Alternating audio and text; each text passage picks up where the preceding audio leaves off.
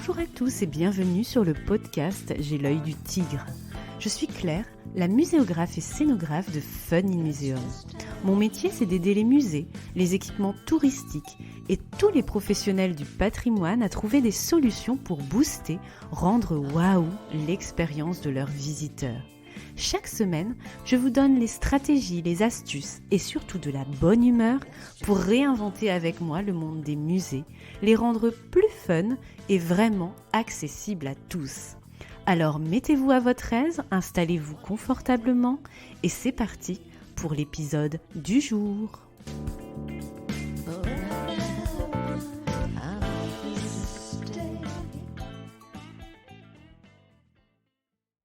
Bonjour et bienvenue dans ce dernier épisode du cycle Médiatrice. Aujourd'hui, je reçois Stéphanie Buiguet des Pinceaux et des Rêves. Et on va parler bébé et petite enfance. Ça tombe bien car je serai, lorsque vous écouterez cet épisode, en congé maternité pour mon deuxième bébé cet été et une partie de l'automne. Stéphanie est médiatrice artistique indépendante pour les enfants et les bébés. Elle intervient dans les crèches et structures qui accueillent les enfants de moins de 3 ans à travers sa structure des Pinceaux et des Rêves. Initialement contrôleur de gestion financier, Stéphanie décide de faire de sa passion initiale, la peinture, son métier. Elle se reconvertit afin de proposer aux plus jeunes, à travers des ateliers de peinture où tout est permis. Au fil des ateliers et des structures, la médiation s'invite dans les ateliers pour éveiller les tout-petits à l'art. Elle se souvient, petite, d'aimer se salir et de transformer les tranquilles activités peinture de chez elle en body painting sous l'œil effrayé des adultes. C'est cette liberté de se salir et d'investir l'atelier comme l'entend le bébé qui est au cœur de ses interventions. Au menu, qu'est-ce qu'être médiatrice culturelle et artistique pour les bébés et la petite enfance ? Quel est son rôle jusqu'au chemin du musée ? Quels sont les conseils de Stéphanie pour s'adresser à ce public et lui proposer des médiations? Allez, en avant les couches et la spontanéité de ces muséovores en herbe. Belle écoute. Bonjour Stéphanie, bienvenue sur J'ai l'œil du tigre. Alors comment vas-tu aujourd'hui ? Écoute Claire, bonjour, ça va très bien. J'avais très hâte d'enregistrer cet épisode avec toi ce matin. Écoute, c'est super. Alors avec toi Stéphanie, on clôture le cycle médiatrice secteur culture, musée, patrimoine et crèche aussi aujourd'hui sur le podcast d'une manière un peu symbolique pour moi en parlant bébé car ça coïncide avec mon deuxième congé maternité. Alors d'ailleurs je serai en plein dedans déjà à la sortie de cet épisode en juillet en mode cachalot au secours. Et le podcast fera à cette occasion une petite pause technique jusqu'à l'automne. Alors, avant de partir au musée et dans les crèches avec toi, peux-tu s'il te plaît, Stéphanie, te présenter en nous disant ce qui t'anime dans la vie et ce que tu considères comme ta mission en lien avec, ou non, ton métier de médiatrice? Alors, moi, je m'appelle Stéphanie, je suis intervenante médiatrice artistique auprès du jeune public via ma structure qui s'appelle Des Pinceaux et des Rêves. Et ma mission de vie, alors je sais pas si j'ai vraiment une mission de vie ou alors elle est vraiment très égoïste, donc c'est un peu tabou d'en parler, mais ma mission de vie c'est de rester libre quoi que je fasse, donc c'est ce qui vraiment va faire que je mets en place certaines choses dans mon activité, dans ma vie personnelle. Et ce qui m'anime et me passionne, c'est vraiment la transmission. Avant j'étais contrôleur de gestion et c'est ce qui m'animait aussi dans le contrôle de gestion. J'aimais bien transmettre. Ensuite, j'ai fait aussi un peu de formation Excel pour les entrepreneurs et pareil, j'adore transmettre ce que je connais et c'est le cas dans les ateliers enfants et bébés. Dans les ateliers enfants, j'adore, transmettre autour de valeurs ou de notions comme l'égalité, la place des femmes. Enfin, j'adore échanger avec les enfants sur ça et me dire que potentiellement, je peux planter une petite graine. Et sur les bébés, j'adore leur mettre en place des choses et voir comment ils s'approprient ce que je leur ai préparé et c'est vraiment quelque chose qui me passionne. Et autant que les rencontres aussi, ça c'est quelque chose qui est vraiment au cœur et qui est indissociable, je trouve, de mon activité. C'est vraiment rencontrer d'autres professionnels, tu vois, les professionnels de crèche, les professionnels de centres sociaux et d'échanger. Et donc ça fait partie aussi, tu vois, de l'échange transmission qui m'anime au quotidien. Oui, on le ressent beaucoup, tout ce qui est liberté, spontanéité et puis partage, hein, on le voit dans tous tes comptes. Donc du coup, ta passion, c'est pas de faire des photos dans les ascenseurs avant tes animations sur Instagram, non? Ça c'est ma deuxième passion. Ou les photos de nourriture. Je me suis dit, je sais pas, peut-être un peu de gastronomie. Bon, en tout cas, allez voir le compte Instagram de Stéphanie si vous comprenez pas nos petites blagues privées. Alors, merci beaucoup Stéphanie pour cette belle passion et qui a introduit un peu le podcast. Alors, première question que je voulais te poser dans ce podcast invité, question très large, mais que j'ai posée à chacune des médiatrices de ce cycle. Qu'est-ce qu'être médiatrice pour toi ? Pourquoi est-ce un métier passionnant, en particulier dans ton cadre d'exercice actuel, qui est quand même assez particulier, notamment les crèches et les structures petite enfance, c'est pas forcément le musée en tant que tel. Du coup, le métier de médiatrice, pour moi, je vais en donner ma vision, mais qui est particulière, puisque moi, j'ai pas fait d'études pour mener à ce métier-là, j'ai pas fait de stage de médiatrice. C'est un métier que j'ai appris un peu par moi-même et sur le tas. Et je dirais que être médiatrice, c'est la transmission et l'accès à l'art pour tous, et notamment, donc dans mon cas, comme tu dis, un peu particulier, mettre l'art au niveau des bébés, qui puissent avoir accès à ça. Et ce qui me passionne dans ce métier-là, c'est, comme ce que je te disais en introduction, c'est la liberté d'amener un sujet comme moi je l'entends à un public. Et ce que j'adore dans ce métier-là, c'est surtout donc l'animation. C'est quelque chose que j'adore, mais aussi la conception. C'est arriver à adapter, c'est un vrai challenge d'arriver à adapter un thème ou un artiste à un public, donc le public enfant de manière un peu plus facile, je trouve, et le public bébé de manière plus ludique, plus interactive, et pouvoir l'apporter non seulement aux bébés qui puissent explorer autour d'un thème ou d'un artiste, mais aussi aux personnel qui encadre quotidiennement ce public-là, et pouvoir échanger avec eux et apporter une petite notion soit d'histoire de l'art, soit d'un artiste en particulier. Oui, et finalement, est-ce qu'il y a une différence pour toi ou une particularité ? Là, c'est vrai nous, on parle de médiatrice culturelle, mais là, de médiatrice artistique. En fait, la subtilité, c'est que toi, tu fais avant tout des ateliers liés à l'art. Oui, en fait, j'ai Ou est-ce qu'il y a le côté pratique ? Est-ce qu'il y a le côté pratique qui vient s'interférer dedans, comme on peut le voir dans les musées, finalement ? Oui, c'est ça. En fait, ça dépend des interventions. Je dirais que j'ai du mal à me positionner entre intervenante artistique et médiatrice culturelle, parce que je fais un peu les deux. Tu vois, je peux autant faire de ce que j'appelle intervention artistique, c'est maîtriser un médium, par exemple la peinture, le collage, et arriver, et ça c'est plus le cas avec les enfants, donc de 4 à 10 ans, arriver peut-être à un résultat ou une exploration, comme je partage des tutos, tu vois, sur mon Instagram. Pour moi, là, on est plus dans le cadre de l'intervention artistique. Et quand je mets les enfants en lien avec une œuvre d'art ou un courant, comme ça peut être le cas dans les crèches quand je prends un artiste ou une œuvre et que je vais décliner à un atelier où ce sera de l'exploration, mais le but c'est quand même de les d'introduire une œuvre d'art dans cette exploration-là. Pour moi, ça fait partie de la médiation plus culturelle. Et médiation que je fais aussi avec les enfants, parce que des fois je vais au musée, je me dis cette exposition-là, elle est à Marseille, elle peut leur plaire, et du coup je fais un atelier autour d'une exposition pour pousser les enfants à aller voir l'exposition avec leurs parents. Ok, ouais, vraiment tu interviens du coup assez hors les murs, en amont finalement, ou après finalement une visite au musée. On est vraiment dans les 3 moments de visite de découverte muséale. Ok.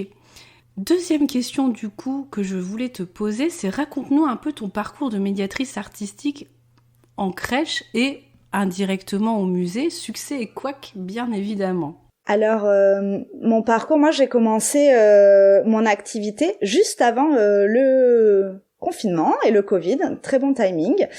Et en fait, j'ai commencé par faire des ateliers de peinture libre à destination des particuliers avec bébés, donc ce que je fais toujours. Et c'est vrai que j'étais intéressée par intervenir dans des structures d'accueil de la petite enfance comme les crèches ou les centres sociaux, parce que j'aimais bien la partie suivie, c'est-à-dire que faire non pas un atelier, mais un cycle d'ateliers pour voir l'évolution des enfants, pour pouvoir m'adapter et proposer des choses plus graduelles. Mais au début, j'avais pas assez confiance en moi pour aller voir les crèches. Et puis en fait, au fur et à mesure des ateliers, j'ai été j'ai été toquer à la porte des crèches, et ça s'est fait comme ça. Et du coup maintenant j'interviens autant chez les particuliers, donc ou dans des lieux où les particuliers viennent, que dans des centres sociaux, dans des relais d'assistantes maternelles ou dans des structures de la petite enfance. Ok, et pourquoi pas le musée ? Le musée, c'est vrai que c'est quelque chose que j'aimerais bien faire. Après, c'est un milieu que je connais un peu moins, donc je le connais en tant que visiteuse, mais je le connais pas en tant que intervenante, et c'est quelque chose que j'aimerais bien faire. Je sais que de toute façon j'aime bien la transmission. Le musée, c'est un endroit que j'adore, donc j'aimerais beaucoup me tester à soit faire de la visite guidée ou faire de la conception, tu vois, d'ateliers pour les moins de 3 ans. C'est quelque chose que j'ai en tête en tout cas pour les projets à venir. Oui, parce que c'est vrai que tout ce qui est musée et bébé, donc pour rappeler peut-être à nos auditeurs et auditrices, tout ce qui est bébé et petite enfance, c'est jusqu'à 3 ans. Après, on est vraiment dans le jeune public à partir de 4 ans, c'est bien ça ? Oui, c'est ça. Pour qu'on remette un peu les curseurs. Oui, en effet, c'est vrai que c'est un sujet très tendance, les bébés au musée, etc. Les médiations à l'intérieur de ces structures-là et les formations, les professionnels vraiment sur cette partie de cette typologie de public sont de plus en plus prisés et tendance. Et c'est vrai qu'en effet, il faut connaître très bien ces publics et savoir s'adapter à leur spontanéité, à voir qu'est-ce qu'on peut leur proposer exactement pour proposer des choses qui partent pas en couac, justement. Et est-ce que tu peux nous parler un peu des succès, des couacs que t'as rencontrés avec ton parcours de médiatrice artistique ? Quand j'ai préparé l'interview, j'ai eu du mal à voir ce que j'avais comme vrai succès. Donc moi, je parle plutôt de petits succès du quotidien d'entrepreneur, que ce soit quand je signe un contrat ou quand je fais un atelier crèche qui est réussi ou quand je vois une évolution d'enfant. Et puis après, j'y ai réfléchi, je me suis dit mais quand même, ce serait bien d'avoir un succès en particulier, et donc ça m'a challengée sur la réflexion, donc merci pour cette question.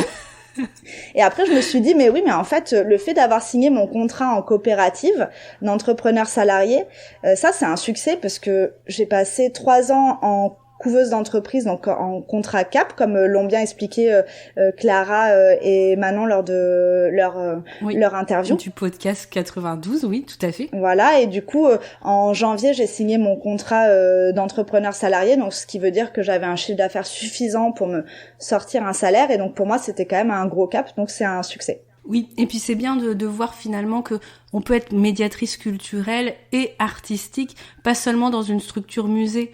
On peut le faire autant dans les structures crèches, les relais d'assistantes maternelles, on peut le faire aussi en lien avec les écoles, avec des résidences aussi. Donc c'est bien aussi parce que avec ton profil, on ouvre un peu les voies possibles en termes de statut, puisque tu parles de coopérative, on en a déjà parlé avec Clara et Manon, mais aussi en termes de lieu d'exercice. Et ça, c'est vrai que je trouve ça vraiment intéressant de se dire, voilà, on n'est pas obligé de travailler dans un musée ou dans une structure patrimoniale pour être médiateur culturel et artistique, par exemple. Oui, comme tu dis, en fait, il n'y a pas que le musée où on peut toucher son public, et je trouve que c'est intéressant aussi d'avoir des structures différentes, et chaque structure a ses particularités. Tu vois, quand j'interviens dans des centres sociaux avec des publics qui sont plus difficiles, ça m'apporte autre chose, et moi j'apporte aussi autre chose que quand j'interviens dans une crèche, par exemple. Oui, et puis comme tu interviens hors les murs, tu prépares aussi, tu crées aussi l'envie de franchir les portes du musée que certains enfants avec leurs parents ne feraient pas forcément s'il n'y avait pas justement ces activités alentour, autour du gros bloc musée qui peut être impressionnant pour ces publics-là. Parce que c'est vrai que bébé au musée, petite enfance au musée, c'est très tendance, mais il reste encore énormément de freins en fait, logistiques, même des fausses croyances, des croyances limitantes en fait, pour que même quand on est habitué à aller au musée soi-même, se dire allez j'y vais et je vais faire un atelier et je vais découvrir, il y a quand même un gros cap à passer. Mais toi justement t'interviens dans d'autres structures qui permet justement petit à petit de poser les petites graines, comme tu le disais, jusqu'au chemin du musée. T'as un peu le petit poussé le petit poussé jusqu'au musée. Et donc du coup, comment tu vois un peu ton rôle jusqu'au chemin du musée ? en préfiguration? Bah oui, j'aime bien me dire que on plante, tu vois, des petites graines et qu'on aborde des sujets et que après il y a une continuité qui va peut-être se faire soit avec la structure, soit avec les parents. Et quand je fais ça, tu vois, dans des ateliers enfants, donc là d'un enfant de 4 à 10 ans où on parle vraiment d'une exposition qui a lieu, où on fait un travail là-dessus, et quand j'ai des enfants, alors pas tous y vont, hein, mais quand il y en a 4 ou 5 du groupe qui vont au musée avec leurs parents et qui me disent « Ah, ben on a été au musée voir l'exposition autour de laquelle on a travaillé », tu vois, là je me dis « Ah, c'est bien, c'est une petite réussite » et peut-être que potentiellement ces enfants qui vont y aller comme ça avec leurs parents de temps en temps, après seront des visiteurs qui seront peut-être plus réguliers. Oui, complètement. Alors, troisième question justement et petite revue de projet. Parle-nous s'il te plaît Stéphanie, comme toutes les médiatrices de ce cycle, d'un projet qui t'a challengé, d'un autre qui t'a donné peut-être du fil à retordre, notamment avec ces publics bébés qu'on peut pas non plus maîtriser, contrôler comme on peut le faire peut-être pour d'autres publics, et d'un dernier projet qui t'a particulièrement touché. Alors, le challenge. Le challenge, je dirais que c'est le projet que j'ai fait qui s'appelait Visite au musée. Donc j'avais envie de faire un atelier Visite au musée où je préparais les enfants avec une exploration artistique autour d'une exposition pour ensuite la finalité d'aller avec eux au musée. Et je propose ça à un centre social dans lequel j'interviens régulièrement. Elle trouve l'idée géniale et elle me dit « Ah mais trop bien, j'ai envie que tu le fasses autour de l'exposition Salammbô qui est en ce moment au Mucem ». Et donc moi, je fais une Stéphanie Buguet, c'est-à-dire que je dis oui sans réfléchir et sans avoir vu l'exposition en amont. Du coup, je dis oui. Et donc, quand j'ai commencé à lire le roman, donc Salammbô, c'est un roman de Flaubert qui fait plus de 500 pages, et aller voir l'exposition, j'ai commencé à me dire, ok, en fait, ça va être... Ouais, au secours, ça va être compliqué. Comment est-ce que je vais m'en sortir ? Et en fait, finalement, ça s'est bien passé. Tu vois, j'ai beaucoup préparé, j'ai imprimé des supports, j'ai bien révisé chez moi, j'ai mis des tenues. Tu vois, j'ai fait une mise en scène. J'avais l'impression de revivre mes années de théâtre. Et en fait, ça s'est bien passé. Les enfants étaient super enjoués. Quand on a été au musée, ils connaissaient toute l'histoire de Salammbô. Et les surveillants de salle, tu vois, ils me disaient mais ils ont quel âge, ils connaissent tout, c'est impressionnant. C'était des enfants de 6 à 10 ans. Ah oui. Donc, oui, pour ce genre d'ouvrage quand même, c'est pas OK. Ouais, c'était difficilement accessible. Et en fait, vraiment pendant toute la préparation, je me suis dit mais comment je lisais le livre et au fil des pages, je me disais mais comment je vais faire, dans quoi je me suis encore embarquée. Et en fait c'est ce qu'on dit de la médiation, tu vois, que tous les sujets peuvent être abordés. Il suffit c'est la manière de le faire. Et pour le coup, moi, comme j'étais pas médiatrice, tu vois, de métier initialement, je l'ai vraiment constaté qu'en fait, oui, on peut aborder tous les sujets. Il suffit de comment on l'aborde et par quel biais on va aborder en fonction du public. Oui. Donc, ce qui t'a sauvé un peu, c'est la mise en scène. C'est l'histoire que tu racontes et comment tu la racontes finalement. C'est ça qui t'a sauvé dans cette médiation.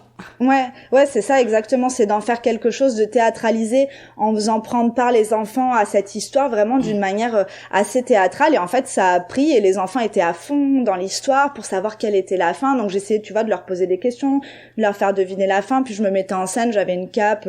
Enfin bref, du coup, c'est la partie un peu théâtrale qui a fait que les enfants ont pris part là-dedans et l'histoire les a passionnés. Bon, j'ai édulcoré quand même un peu l'histoire pour en faire quelque chose d'accessible. C'est long, Flaubert. C'est long, Flaubert. Ok, t'as fait une petite sélection, ok. Et comment ce qui m'intéresse, c'est comment tu as utilisé le fait que tu étais dans les murs de l'exposition, justement, contrairement à ton activité actuelle où tu es plutôt hors les murs. Comment tu as utilisé l'exposition au service de ta médiation à ce moment-là ? Est-ce que ça n'a pas été un challenge aussi ? Oui, ça a été un challenge de savoir en fait, parce que quand j'ai visité l'expo, je me suis dit, il y a beaucoup de choses. Sur un groupe d'enfants de 6 à 10 ans, sur un temps réduit, il ne faut pas tout leur montrer, je pourrais pas tout. Donc j'ai sélectionné en amont et j'avais préparé une fiche avec des questions où j'avais sélectionné des œuvres devant lesquelles on allait s'arrêter, qui faisaient rapport à l'histoire que je leur avais racontée, et je les questionnais en leur demandant si, à leur avis, quelle scène de l'histoire ça correspondait, est-ce qu'ils se rappelaient du nom des personnages, de ce qui allait se passer après. J'avais sélectionné 4 ou 5 œuvres comme ça devant lesquelles on passait et qui permettaient de leur faire réfléchir sur l'histoire. D'accord, donc une histoire de petits tableaux vivants finalement et d'arrêt sur image. Voilà, t'as utilisé l'exposition comme ça. Ok. Et du coup, parce que là c'était pas facile comme projet. Le projet alors du coup qui t'a donné du fil à retordre. Le projet qui m'a donné du fil. Alors oui, là c'était challengeant, mais j'avais envie de réussir là-dedans, alors que le projet qui m'a donné du fil à retordre, j'ai eu envie de partir en courant pendant tout le long de l'atelier. Donc c'est pour ça, c'est vraiment différent. La petite nuance. Et du coup, c'était un stage. J'avais été appelée par un centre social pour un stage d'éveil pour des enfants de 3 ans. Donc je leur explique comme à mon habitude que pour un stage pour enfants de 3 ans, on fera de l'exploration. Et le thème, c'était sur l'Égypte. Donc j'avais préparé une exploration, une petite histoire pour qu'ils apprennent quelque chose, des pochoirs, des pyramides en carton en 3D pour expérimenter avec de la peinture. Et en fait, j'avais 12 enfants et normalement 2 animes pour encadrer avec moi, parce que quand on fait de l'exploration avec de la gouache, avec des enfants qui sont plus petits que des bébés, donc ont entre 3 et 4 ans, voilà, je te laisse imaginer que ça peut vite partir un peu dans tous les sens. Voilà. Et les animateurs sont partis au milieu de l'atelier. Je ne sais pas où. Et me laissant toute seule avec le groupe de 12 enfants à gérer. Ah oui, l'enfer. Okay. Et là, ça a commencé à tourner au carnage où je me suis dit, bon, lâchons prise, c'est de l'exploration. Donc, ils s'en mettaient sur le visage. Ce qui peut arriver des fois quand t'es en groupe de 12 avec un enfant, c'est pas grave. Mais là, avec 12 enfants, c'était ingérable. Donc, je me suis dit, tant pis. Il faut au moins pour un groupe de 12 enfants de cet âge-là, il faut au moins... que deux minimum accompagnateurs, voire 3 pour qu'on puisse aider les enfants et les guider et puis éviter un peu... On est à la recherche des catastrophes, mais est-ce qu'il justement il faut laisser les catastrophes ou pas? Mais en fait, tu vois, c'est ce que j'aime bien dire dans les ateliers libres, c'est qu'en fait, ils peuvent être libres parce qu'il y a quand même un cadre qui est sécurisant. Donc en fait, le cadre sécurisant, il vient, comme tu dis, il faut être au moins 2 animateurs qui vont faire le cadrage pour faire en sorte qu'ils se fassent pas mal ou que voilà, ça dérape pas trop, et moi qui peux être plus avec eux dans l'exploration, alors que là, comme j'étais toute seule, tu vois, c'était plus en fait, j'essayais de faire le cadre et l'exploration en même temps, et c'était très compliqué, et du coup, tu sens qu'il y a une sorte de fouillis qui fait que la liberté, elle est beaucoup moins là que quand il y a un cadre qui est quand même sécurisant autour. Donc oui, un gros challenge. Et du coup, est-ce que tu as des conseils un peu pratico-pratiques à donner quand on doit intervenir en tant que médiatrice, encore plus quand on est dans l'éveil artistique où il y a des médiums, de la peinture, des choses qui salissent, etc. Est-ce que tu as des conseils à donner aux personnes qui nous écoutent, qui ont envie d'intervenir pour le public bébé et petite enfance, donc jusqu'à 3 ans, par rapport au jeune public où là, il y a peut-être moins de contrôle? Est-ce que tu as des conseils pratico-pratiques? Tu parles de conseils sur... Par exemple, la taille du groupe, la durée d'une animation, ce que tu peux faire et moins faire, qu'est-ce qui marche moins bien? Est-ce que tu peux nous faire un petit retour d'expérience justement dans le cadre de ce... Et puis suffisamment d'animateurs accompagnants aussi. C'est vrai que c'est quelque chose qu'on ne se rend pas forcément compte quand on veut organiser ça et qu'on ne connaît pas ce public. Moi, j'ai des enfants, je sais que ça peut partir en cacahuète très vite, mais quand on connaît moins...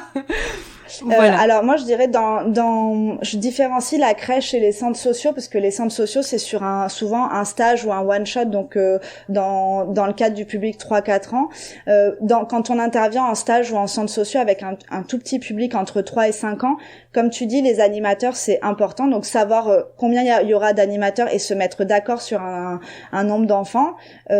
Souvent il y a beaucoup d'enfants dans les vacances scolaires, donc tu vois, moi on me propose des groupes des fois de 15 enfants, je dis non, en fait c'est pas possible. Le maximum c'est 12 avec 2 animateurs ou 8 avec un seul animateur. Donc se mettre vraiment d'accord en amont, qui est quelque chose aussi décrit pour sécuriser ça, sur le nombre d'animateurs. Et ensuite, une fois sur place, briefer les animateurs en leur expliquant ce qu'on va faire, ce qu'on attend d'eux, pour vraiment qu'il n'y ait pas tu vois, cet égarement, ou alors qu'on se dise mais attends, il fait pas ce que j'attends de lui. Oui, mais c'est normal parce qu'en fait je ne l'ai pas briefé, donc si je ne le briefe pas, je peux pas savoir comment va réagir l'animateur en face. Ok, donc c'est un animateur pour 4 finalement. Oui, c'est ça. Idéalement 4 ou 5, c'est l'idéal. Et ensuite dans les crèches, donc moi je me mets toujours d'accord dans les crèches pour qu'il y ait bon, de toute façon c'est obligatoire puisque je peux pas rester avec des enfants de moins de 3 ans, mais il doit toujours y avoir au moins une personne, et dans les crèches, on est sur un groupe de 6 max. Voilà. OK. Ouais, sinon après au-delà de 6 en fait vu qu'on fait vraiment quand même de l'exploration et que faut quand même que on est quand même à 6 enfants de moins de 3 ans, donc des fois entre 4 mois et 3 ans avec 2 personnes, donc moi et une autre personne de la crèche. En fait on évite dans c'est plus intense que des enfants de 3-4 ans, tu vois, encadrés, donc il faut que le groupe soit plus petit pour avoir une animation de qualité. Oui, et ensuite, là, on est vraiment dans l'éveil artistique. Et du coup, toi, tu utilises des bâches, tu utilises un matériel particulier. Est-ce que tu as des tips comme ça à donner aux personnes qui nous écoutent ? Est-ce que on sort la bâche, on sort les immenses tabliers, voire on les met tous en couche culotte, et puis advienne que pourra, mais au moins la liberté, elle est là ? Ou est-ce qu'on se cadre un petit peu sur les explorations possibles ? Moi, le conseil que je donnerais, ce serait déjà de savoir ce avec quoi on est à l'aise soi-même. Par exemple, si on n'est pas à l'aise avec le fait que potentiellement il puisse salir le mur, ou idem pour la crèche, hein, si la crèche dit moi je veux qu'il y ait absolument aucune trace. Savoir en fait du coup les précautions à prendre. Moi je sais que je suis très à l'aise avec le carnage, que s'il y en a sur le mur, maintenant je suis rodée et je sais que je peux nettoyer, et donc du coup je prends mes précautions en amont, donc je vais bâcher, je vais protéger au maximum, comme ça va me tranquilliser dans un premier temps, et ensuite ça permet de laisser, comme tu dis, en totale liberté, tout en les sécurisant, mais en totale liberté, et se dire en fait oui, s'ils ont envie d'en mettre sur le sol, en fait il y a une bâche, c'est pas grave. S'ils veulent en mettre sur le mur, j'ai un chiffon avec moi, donc je vais nettoyer directement après, mais au moins bon voilà, ils pourront faire ce qu'ils veulent. Et ensuite d'avoir ce temps, d'avoir tout le matériel nécessaire pour tout nettoyer. Enfin, ça fait un peu le grand ménage, mais d'avoir c'est vrai, des éponges, du nettoyant pour vitres, du nettoyant, du vinaigre blanc pour les murs, pour se dire c'est pas grave si je salis, je sais que je peux nettoyer après. Et en fait, du coup, on est plus dans le lâcher prise quand on est préparé avec les enfants. Oui, en fait, je te pose cette question-là, c'est parce que moi j'ai eu une expérience en tant que accompagnatrice d'enfants, donc petite section en tant que maman, où moi j'accompagnais au musée pour un atelier, donc dans un musée de ma région. Donc j'accompagnais dans le groupe des mamans, donc il y avait à la fois la médiatrice de la structure d'accueil, musée, et ensuite on était maîtresse, ATSEM et éventuellement maman pour des groupes. On était sur des mêmes types de groupes que toi, une animation assez courte, je dirais que c'était courte, mais qui peut être très longue pour les enfants quand même. On était sur une 30aine de minutes, et surtout c'était en termes de logistique et d'accessibilité en fait de cet atelier. Donc on était sur un atelier artistique, mais par exemple les tables n'étaient pas à hauteur, donc nous on était obligés de porter les enfants sur des petits tabourets à vis qui tournaient tout seuls. Donc imagine des salles pédagogiques. Donc oui, quand t'as des gamins à partir de 5-6 ans et encore, ils savent s'asseoir tout seuls sur un tabouret, mais un tabouret sans dossier, qui tourne, avec des tables plus hautes. Donc moi, en fait, c'est juste pour faire une petite alerte sur l'équipement en fait des structures, aussi quand on accueille des bébés et des petites enfants, parce que là, c'était limite gaguesque en fait, et pourtant... structure reconnue, labellisée Montmartre, bébé, machin, truc chouette. Donc déjà, moi, j'étais quand même étonnée, vu de l'extérieur, j'ai essayé de laisser mon regard boulot et rester juste maman accompagnatrice, où on était 2 pour un groupe de 12. Donc, à porter chaque enfant sur le siège, de checker pour qu'il ne tombe pas de ce siège qui tournait, tu vois, sur place, avec des tables trop hautes. Ensuite, un atelier avec de l'encre, mais sans tablier. Donc imagine, nous on était là, mais est-ce qu'il faut pas que les gamins reviennent chez leurs parents avec des taches d'encre indélébiles partout sur leurs vêtements? Même si tu vois, l'éveil artistique était intéressant parce que c'était quelque chose de l'encre. On dessinait avec une bougie, donc ça faisait un peu un crayon magique parce que l'encre n'adhère pas sur la bougie. Donc tu vois, il y avait ce côté-là. Mais pas de tablier, pas de lingette pour nettoyer les mains des bébés, des gamins, quoi, qui avaient quand même 2 ans et demi, 3 ans. Donc tu vois, ils étaient vraiment à la limite bébé, et puis qu'ils allaient passer après à partir de 4 ans, mais quand même 2 ans et demi, 3 ans. Et puis surtout, l'accessibilité de l'atelier, on leur demandait à 2 ans et demi d'écrire leur prénom, tu vois, et de dessiner Poséidon. Tu vois, j'ai fait des yeux comme ça en me disant, mon Dieu. Et en fait, ce que j'ai trouvé comme couac, c'était le matériel, la salle totalement inadaptée, il n'y avait pas d'anticipation sur les salissures, etc. Et surtout, ce qu'on leur demandait était totalement inadapté. Et du coup, les gamins se sentaient en échec. Parce qu'en fait, ils savaient à peine dessiner un bonhomme patate. Et on leur demandait de dessiner Poséidon. Alors déjà, ils savent pas forcément qui c'est.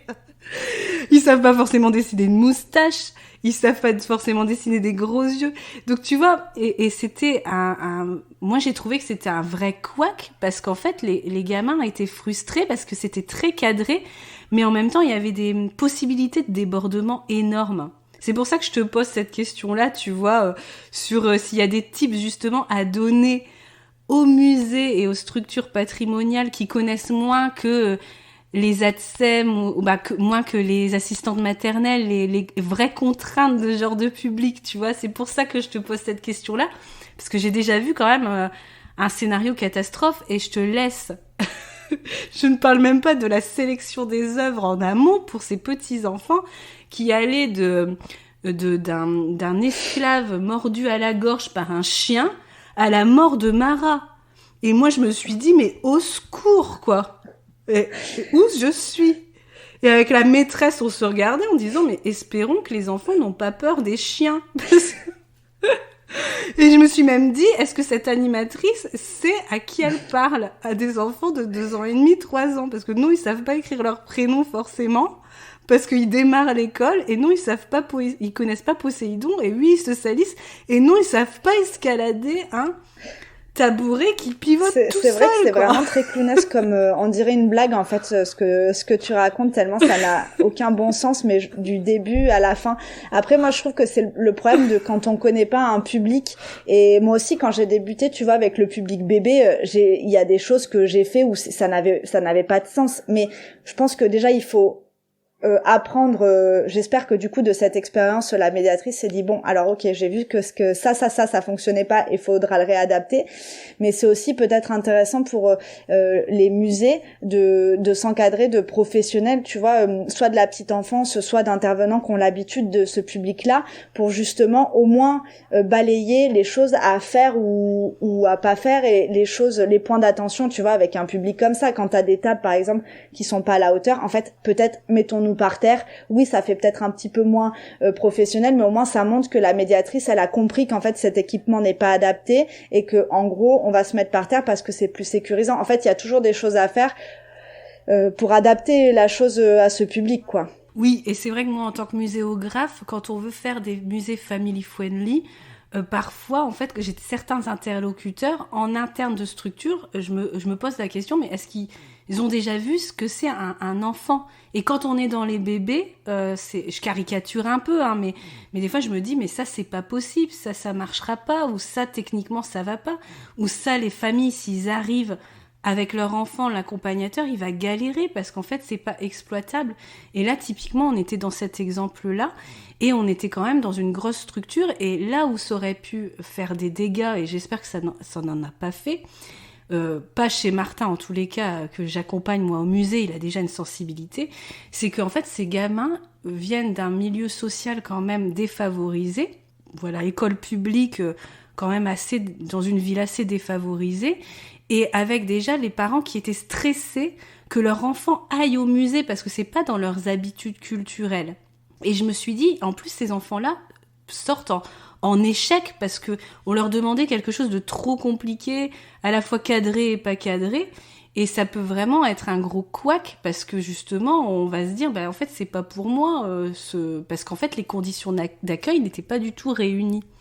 Et du coup, je trouve qu'il faut vraiment faire attention quand on propose des médiations bébés, quelles que soient les structures, notamment en structure musée, de bien savoir comment cadrer ça et accueillir ces publics-là correctement, avec une vraie connaissance de ces publics-là. Oui, je suis d'accord avec toi et on en parle dans le podcast qu'on va sortir avec Émilie, tu vois, autour de justement cette thématique de, comme tu dis, en fait, accueillir un public, c'est bien, c'est louable parce qu'en fait, c'est quand même les bébés qui vont devenir plus grands et qui fréquenteront le musée, mais en fait, on peut pas les accueillir dans n'importe quelle circonstance et comme tu dis, dans ton cas, ça aurait pu traumatiser les gens et se dire en fait non, c'est sûr, je le savais, le musée c'est pas pour moi. Et c'est le cas de toutes les médiations, enfin moi quand je fais des médiations bébés, et c'est pour ça que tu vois, dans les centres sociaux, quand je fais des médiations pour les 3-5 ans, je ne fais pas de résultats parce qu'en fait, le but, c'est, avec ce public-là, c'est pas d'avoir un résultat et comme tu dis, potentiellement pouvoir les mettre en échec, c'est vraiment d'expérimenter et leur donner le goût à un travail artistique ou à explorer une œuvre d'art ou en tout cas leur donner le goût à quelque chose sans que y ait une mise en échec. Et puis, des résultats, ils vont en avoir, on va leur en demander toute leur vie, on nous en demande tout le temps. Je pense qu'il y a des âges sur lesquels on peut s'en passer et c'est très bien. Et puis les parents, ils en ont peut-être marre d'avoir 40 000 dessins de leur enfant et que des fois, une photo d'un moment chouette où ils ont exploré, c'est bien aussi. Et du coup, un dernier projet qui t'a le plus touché? Alors, un projet qui m'a le plus touchée, c'est le projet Solidarité que j'ai fait avec un centre social, où j'ai été appelée par un centre social pour faire s'exprimer les enfants et comprendre la notion de solidarité. Et du coup, je l'ai fait de manière artistique avec autour d'un artiste qui a mené un projet solidaire. Et ça m'a beaucoup touchée parce que j'ai vu que déjà, les échanges étaient très riches autour de cette notion-là avec les enfants. Et j'ai vu que le fait de l'aborder de manière artistique, ça fonctionnait et ça rentrait même encore mieux. Et en plus, j'ai eu un contact avec l'artiste via Instagram et qui a proposé d'envoyer un mail aux enfants pour expliquer sa démarche. Donc j'ai trouvé ça génial parce que même moi, c'était super intéressant parce que ça allait au-delà de ce que j'avais pu voir dans mes recherches. Et puis de découvrir les enfants quand je leur ai lu le mail et de découvrir que le mail était pour eux, c'était un moment magique parce que les enfants étaient là. Ah bon, mais il nous a vraiment écrit un mail à nous. Ah mais ils étaient tellement touchés que c'était un projet, c'était vraiment très touchant. Donc voilà, merci à l'artiste qui a pris le temps, tu vois, de faire un long mail quand même pour expliquer toute sa démarche autour de la solidarité. Oui, et puis moi je trouve que ce genre d'exemple, toi tu l'as fait dans le cadre d'un centre social, mais ça pourrait très bien être dans le cadre d'un projet avec un artiste contemporain dans un FRAC ou un musée en fait, dans le cadre d'une expo. Donc c'est vrai que le lien avec les artistes, justement toi en tant que médiatrice, tu peux aussi faire ce lien-là avec d'autres acteurs traditionnels entre guillemets du musée. C'est intéressant. Ouais, c'est ça, c'est super intéressant en fait d'avoir l'explication tu vois, un peu à la source et puis vraiment sur des points en fait dont les artistes, tu vois, pour le coup, j'avais regardé des interviews, mais ça allait pas aussi profondément, tu vois, donc c'était intéressant et puis c'était adapté vraiment à notre projet, donc je trouvais que c'était bien d'avoir ce lien-là entre l'artiste et les enfants et qu'il s'était passé vraiment quelque chose, tu vois, d'émouvant du côté des enfants. Ok, très bien. En guise d'ouverture de l'épisode, j'aimerais qu'on parle toutes les deux à celles et ceux qui exercent ce métier de médiateur, médiatrice, comment valoriser et protéger ce métier au quotidien. Le conseil que tu voudrais partager ici. Parce qu'on sait que les médiatrices sont pas forcément valorisées au quotidien dans les métiers notamment de musée, mais même dans les structures crèches, etc. C'est pas forcément un acteur qu'on se dit qu'on va appeler. Qu'est-ce que tu voudrais partager ici pour protéger et valoriser ce métier que tu fais ? Moi, la première chose que je dirais, c'est une valeur financière. Et donc, du coup, d'écouter ton épisode sur comment travailler dans la culture à sa juste valeur. Alors, je sais que ça peut pas toujours être le cas quand on travaille, par exemple, dans un musée, qu'il y a des appels à projets. Bon, mais je parle dans mon cadre à moi où on est intervenant, qu'on peut fixer ses tarifs. Je dirais de donner vraiment une vraie valeur aux interventions, déjà pour donner de la valeur tout simplement à son travail et pas dévaloriser le travail qu'on fait. Pour aussi s'inscrire dans le long terme et tu vois arrêter de s'épuiser parce que j'ai beaucoup de contacts sur Instagram de personnes qui se lancent et qui me demandent des conseils et c'est un des premiers conseils que je donne, c'est de vraiment tarifer à sa juste valeur parce que quand on fait une intervention, qu'on tarife très peu, combien il faut en rentrer pour faire le même volume de chiffre d'affaires pour payer son salaire. Donc on finit Bien par sûr. s'épuiser et en fait on n'arrive pas à durer dans le long terme. Donc avoir une vision long terme. Et puis en fait tarifer à sa juste valeur pour aussi rehausser, tu vois, tout le marché, parce que si tout le monde pratique des tarifs qui sont équilibrés et qui sont normaux, les structures n'auront plus non plus le réflexe de dire ah bah oui mais vous êtes beaucoup plus cher que la majorité des gens.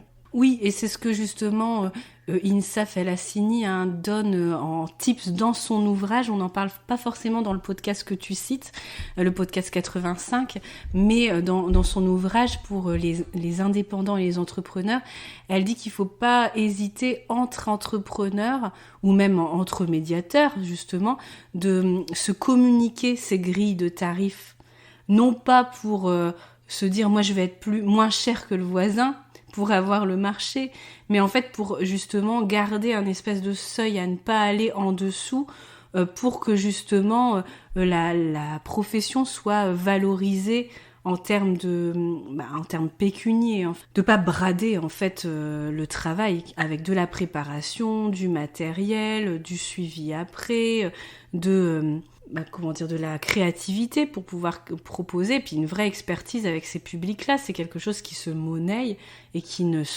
comme on l'a vu avec l'exemple, ça ne s'improvise pas. Donc bien défendre pour ces tarifs, avoir une vision long terme.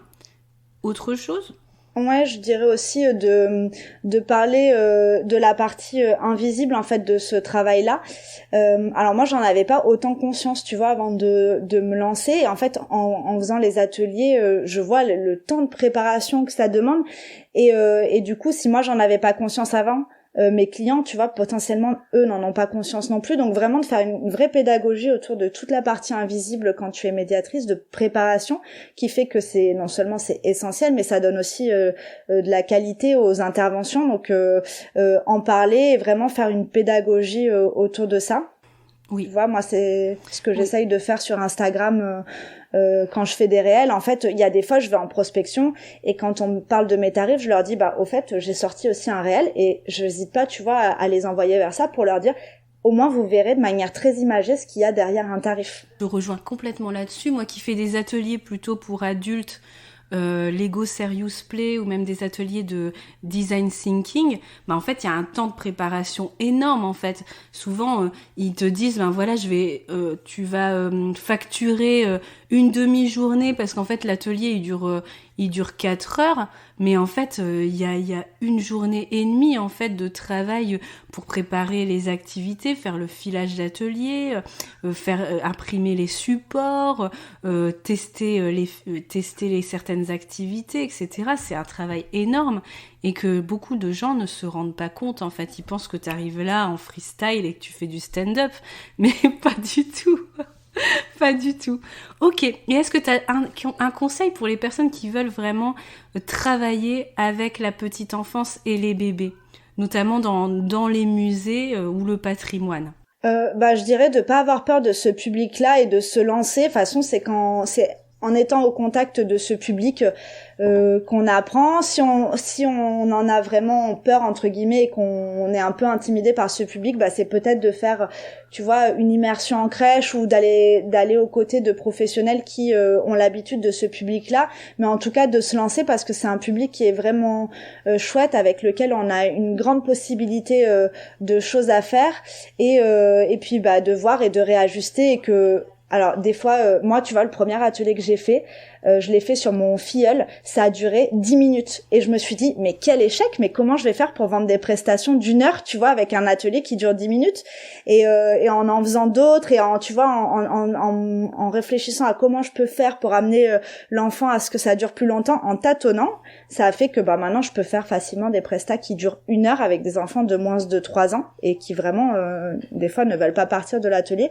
Donc je dirais de pas s'arrêter au premier tâtonnement et que c'est un public avec lequel on peut faire plein de choses et il faut juste se lancer.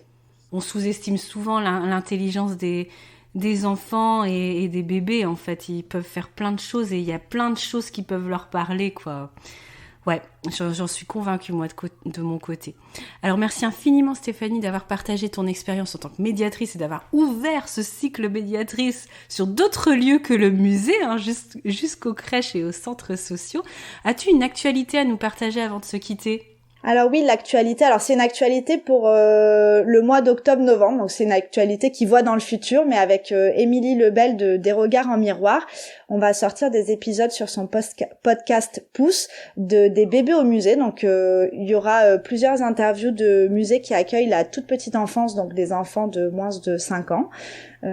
Et ça sortira à l'automne. Oui, tout à fait. J'avais enregistré avec Émilie justement un épisode Les bébés au musée, en plus un peu table ronde, en plus de celui qui était sorti avec Jennifer Février, le numéro 30. On va mettre toutes ces petites références là sur la description justement de ton épisode, et puis quand ça sortira, hop, le lien sera mis. Ok. Alors, et il ne nous reste plus qu'à vous souhaiter, chères auditrices, chers auditeurs, une très belle matinée, après-midi, soirée, où que vous soyez. Prenez soin de vous cet été, et j'ai déjà hâte de vous retrouver dans quelques semaines noyés sous les couches, sans doute, mais avec de belles aventures et thématiques à vous proposer après cette pause. Abonnez-vous sur mon compte Instagram et celui de Stéphanie, bien sûr, pour être informé notamment de la reprise du podcast J'ai l'œil du tigre et pour garder le lien pendant ces petites semaines de pause. Voilà. En attendant, bonnes vacances à toutes et toutes. Et encore merci Stéphanie. Merci Claire. Si tu aimes J'ai l'œil du tigre, tu vas adorer te former avec moi. Je te propose des produits de e-learning, e-book et formation en ligne. Je dispose aussi d'un catalogue de formations en présentiel pour les professionnels du secteur autour de 4 grands thèmes. La démarche design, l'accessibilité, la stratégie et la médiation. Les liens sont en description de chaque épisode ou rendez-vous sur mon site web www.funnymuseum.com, page formation et page boutique dans le menu du site.